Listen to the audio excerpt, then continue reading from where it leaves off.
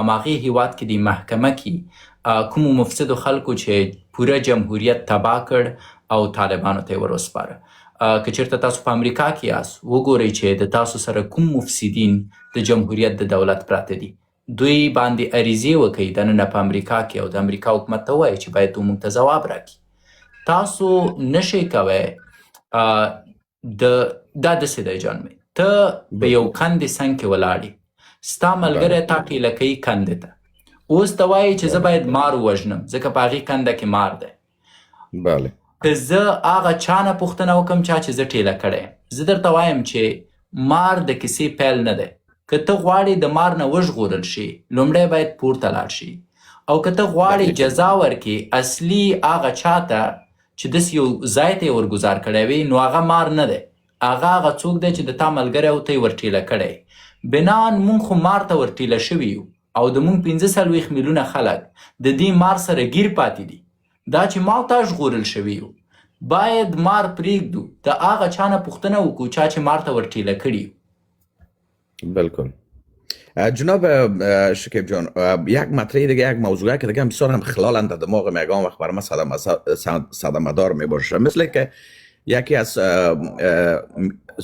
خبرنگارهای خارجی است همراه یکی از آقایای که فعلا در حکومت طالبان هم به سر میبرن، اسمش فراموشم شده، از اینا پرسان میکنه که دخترای خودتان کجاست؟ اونا بسیار با جرأت کلام میکنه دخترای ما در بیرون است درس میخونن.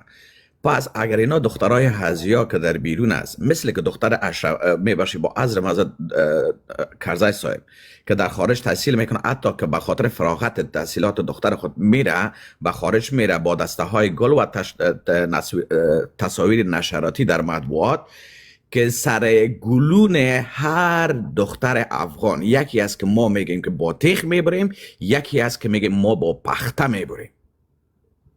اینال آیا ده ای چی نظر داری که ما بخوایم که نمی یک دو سوال دیگه هم دارم، باز از حضورت من پایان میشم، فقط نظریات نیکت میخوایم بشنوم. تشکر. زه بیا وایم زما فکر بیل دی. زه وایم که چیرته تاسو په خپل کور کې یو بې غیرته ولرئ چې هغه تاسو شدیدي سناریو سره مخ کوي تر څو د هغه بې غیرته غم ونه خورئ، تاسو سره دا لوبه کیږي او کیږي او کیږي. دا اوس چې امارت کوم کار موږ سره کوي زموږ حق دی، ځکه موږ چې کوم رهبران په جمهوریت کې لرل، امارت پوهیږي چې که دا داسې یو کمزوره ملت دی، دا داسې یو خدای وهلی ملت دی چې که جمهوریت تینه تښتېدلی شي، که د جمهوریت دوکهبازه تینه تښتېدلی شي، خو موږ هم تینه تښتېدلی شو. که موږ په خارج کې دا اوس د جمهوریت د مفسدو سره آرامه ژوند کوی شو، خو امارت وایي چې سبا ته سیستم را خراب شو، زم تښتم ابودبي کې بیا به د دې افغانانو سره ناست وم، لکه اوس چې جنرال سمیع سادات ناست دی، لکه اوس چې عبدالله ناست دی، لکه اوس چې عطا محمد نور ناست دی، لکه اوس چې ستاسو د دفاع وزیر ناست دی، لکه اوس چې امرالله صالح ناست دی، لکه اوس چې د مارشال فهیم زوی ناست دی، خو لکه اوس چې د امیر صاحب مسعود زوی ناست دی، بیا د تاسو رهبر دی. نو خو طالبان وایي چې دا خو دی هم داسې کمکل ملت. اوس چې په حکومت کې یو زور لرو، دو په موږ نیوکې کوي، زور یې نه رسېږي، خو کومه ورځ چې په موږ زور ورسېدو موږ به مال او دولت او هر څه راواخلو، وبه تښتو ابودبي ته، لاړ به شو امریکا ته، لاړ به شو کاناډا ته، د دوی سره به ارامه اوسو. په زما ستونزه د امارت سره نه ده، د داسې یو چا په توګه چې هغه لوستی انسان دی او اوس په خارج کې ژوند کوي. زما ستونزه د هغه مفسدو خلکو سره ده چې زه یې امارت ته ور وسپارلم او زما تسلیمي یې ورکړه، او که زه د دې خلکو نه پوښتنه نشم کوی، زه حق نه لرم چې د امارت نه پوښتنه وکړم، ځکه زه اوس د تاسو ټول بحث په دی و چې ته په خارج کې پس ته باید څه وکړې. زه د داسې یو انسان په توګه چې اوس په خارج کې یم باید د جمهوریت مفسدین راونیسم، نه دا چې زه د دې ځینه کینم د خارج نه ډوزې وولم د افغانستان په اړه. د افغانستان د اړوند به 45 میلیونه خلک تصمیم نیسي کوم چې دننه په افغانستان کې دي. آقای شکیب محترم، ما بمین تحت سطح نظری که بر خودتان صحبت کردیم من کلا موضوع را گرفتم. اگر ما گذشته بر بگردیم بر جمهوریت بگردیم ببینیم ما در جمهوریت خود ما خائن بودیم. اگر ما بر بگردیم بگیم خودت خائن هستی، خودت هم خائن میایی، چرا که اگر در اون زمان 5000 عساکر که از زندان ها خارج میکردن و در پارلمان رد از زیر داده نمیشد و یعنی فشار سیاسی آمد. وقتی فشار سیاسی آمد 5000 زندانی خطا خورد، 1000 تنها اول دیگه جای نرفتن، در ننگرهار که رسیدن فهمیدی خطا را کش کردن. خب بدون از من نمیخوایم که راجع به قاتلین افغانستان صحبت زه در کنم. سره منم ورور، زه په دې برخه کې در سره منم چې کله تاسو وایي چې مونږ خاینین وو، اما راځئ د خاینینو درجه بندی مو وکړو. راځئ په دې هم درست است وغږیږو امیر، چې یعنی در مجموع اگر ما لای دامن بزنیم، یعنی برمیگرد اول به کسایی که در داخل خود افغانستان بگذار. یک چیز دیگر من وانما کنم بر خودت، این امیال در افغانستان زنای افغانستان صحبت کردن نمیتونن، حق نشراتی خود به طور درست ندارن و یکی چیک آزادی خود اصلا ندارن، نشراتی رو خود مانده.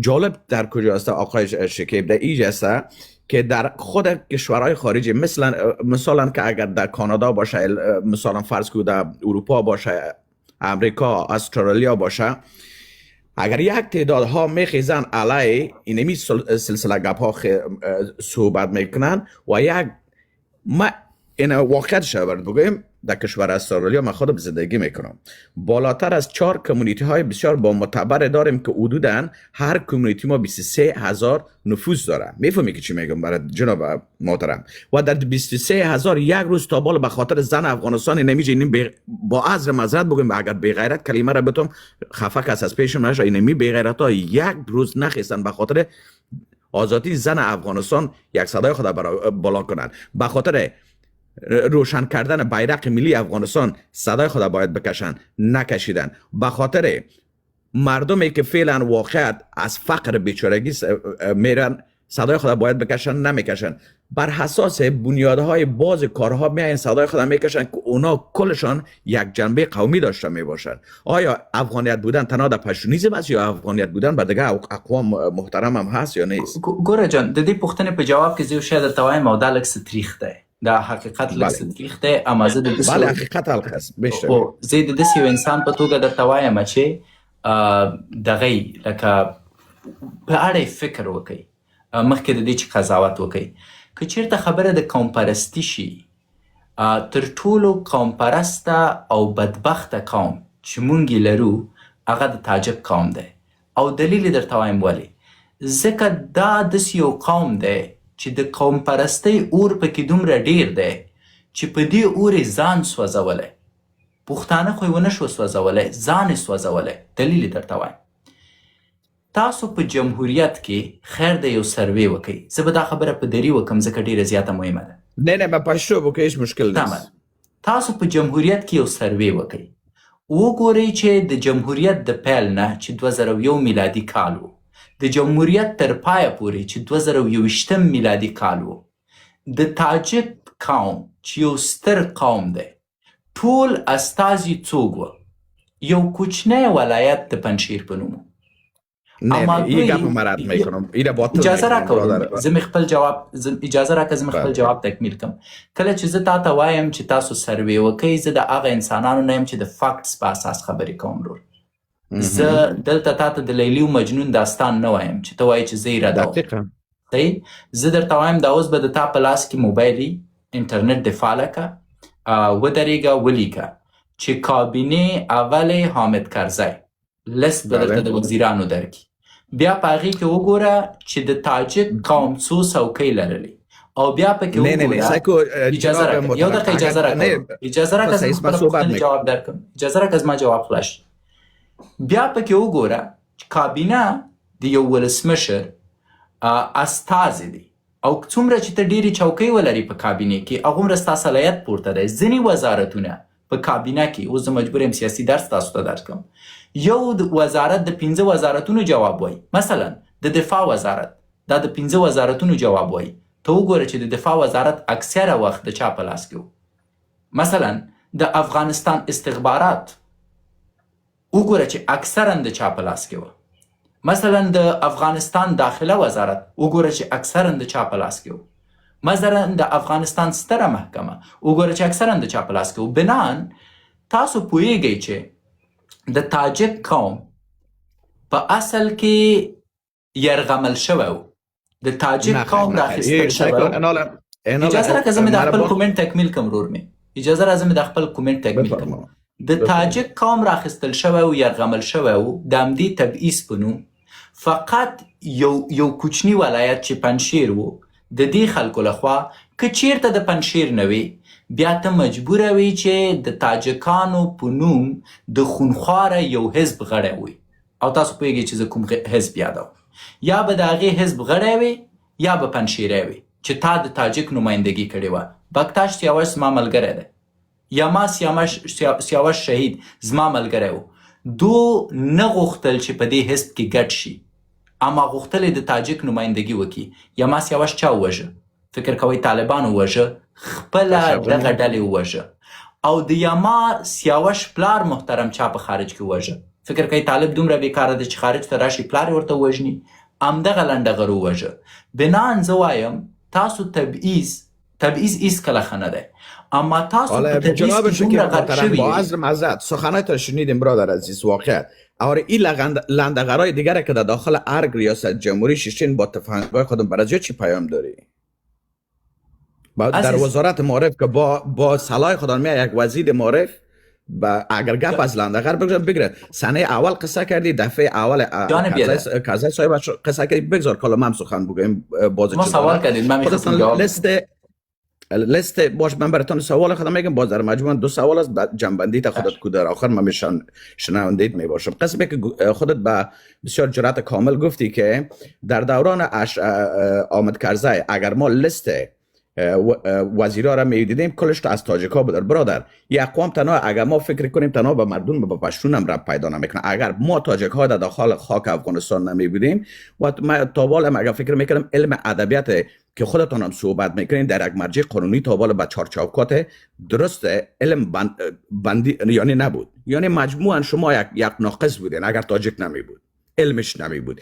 زبان ما که به شکل دری که به سطح اداروی شما استفاده میکنیم، بجای از اینکه شکر بکشین که یک تاجیک بر ما یک زبان داده که یک بنام دری لهجه است که ازش استفاده میکنیم سطح عنوان اداری. حالا میخیزی که تاجیک تو مثال میتی که تاجیک یعنی یک رقم مردم که واقعیت قوم پرست هستن.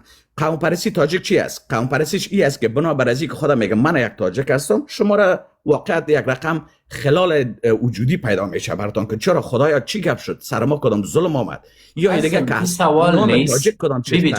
بیبی جان نه اجازه بدین من بر شما یک عرض دارم براتون، پس اجازه میتونم گپ بزنین. اول چیزی که شما میگین این سوال نیست. دوم چیزی که شما میگین گپای من نیست. پس شما به بهانه سوال تهمت میکنین و من خوشم نمیاد این رقم بحث کنیم.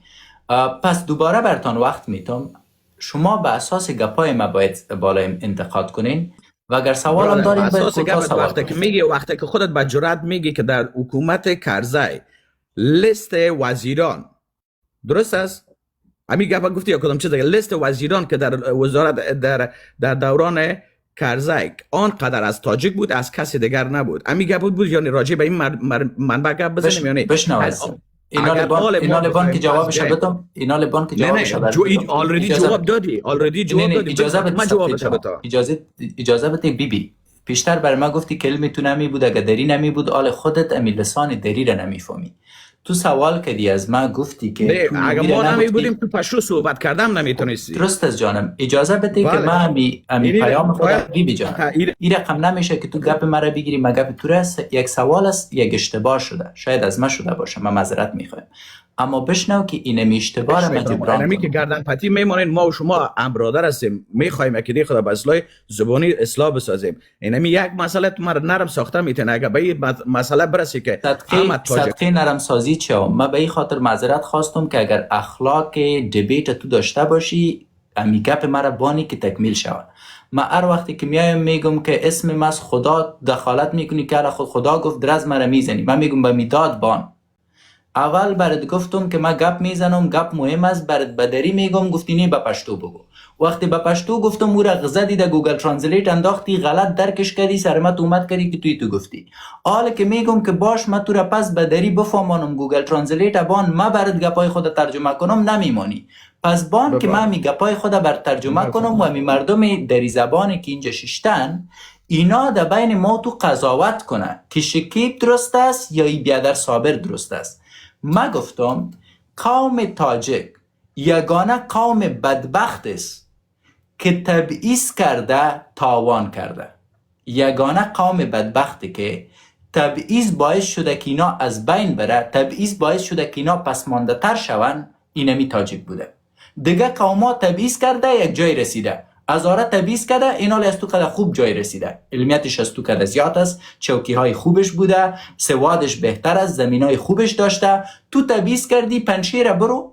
در 25 سال که اکثریت وزرا از پنشیر بود از دیدن نیست، یک کس پلش جور نکرده.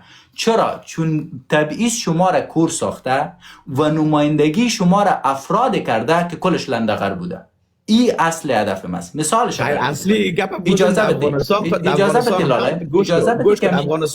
بدی عذر میکنم، سر پشتونا فعلا بحث نداریم، پسان بحث میکنیم. من قوم پرست نیستم، اونا رو برات میگم که مشکل چیست. اما تاجیکا یک عذر براتان میکنم، امی گپای مرا کمی درستر بشنوین، یک کم برش فکر کنین، چون امی تبعیض شما چشمای شما را میخ زده که من می گپ میزنم فشارتان بالا میشه، نمیمانین که می هدف خود براتان برسانم. براتان مثال زدم، مثال گفتم که شما سال 2001 خیره برین ریسرچ کنین تا سال 2021 ببینین که اکثریت تاجیکایی که وزیر بوده، کماندان بوده، آمر بوده، جنرال بوده، استر جنرال بوده، اکثریتش از کجاست؟ چرا وقتی یک قوم تاجیک نصف شمال حساب میشه، جنوب از پشتوناست، آیا کل تاجیکا تنها از پنشیر است؟ نیست. هرات داریم، بدخشان داریم، مزار داریم، فکر کو 15 ولایت تاجیک نشین داریم. شما یک پیرلستی کابینه رو ببینین که دی 15 ولایت تاجیک نشینی که شما دارین، چرا 80% تان در رست پنشیری باشه؟ خو ظلم است. از امو خاطر نام کل تاجیکا بد شده میگن لندغر است. ما به این باور نیستم. ما باور دارم که در بین تاجیکا افراد اکادمیک هست. ما باور دارم که در بین تاجیکا سیاستمدارای خوب هست. ما باور دارم که در بین تاجیکا افرادی بود که میتونستن تاجیکا را تا یک جای خوبی برسانه. چرا رسانده نتانستن؟ چون لندغرایی که به نمایندگی تاجیکا یا یک صحبت میکنه دو نشانی داره، یا باید پنشیری باشی یا یک حزب تان است به نام نمیفهم حزب اسلامیست چیست، یا باید عضو او باشی. فرد تاجیک مثل یماس یاوش ای لندغرا دیده نمیتونه، ترورش میکنه. فرد تاجیک مثل بکتاش یاوش ای دیده نمیتونه. پس یک لحظه جانم، یک لحظه خلاصی گپ ما برد بگویم. از پشتون کده دشمن اساسی شما او لندغرایی است که حق شما را به نام تاجیک میگیره ولی پس به شما خدمت نمیکنه. این مشکل اساسی است. من میگم من به عنوان پشتون باید اینمت لندغرای پشتونی را پیدا کنم که به نام پشتون حق مرا میگیره ولی برای من خدمت نمیکنه. من از جلال آباد هستم. جناب شکیب محترم، با کمال احترام که خودت واقعیت میشناسی، یک انسان واقعیت حقوقی بسیار هستی، ولیکن در باز مسائل گپا من نمیفهمم که چرا یک شانه بسیار زاویه دار خالی میکنی. اگر ما از لندغر بگذاریم، بهترین لندغر خونمیال گفته اگام تا اشرف غنی است، بهترین لندغر موهب است، بهترین لندغر فضل الله فضلی است.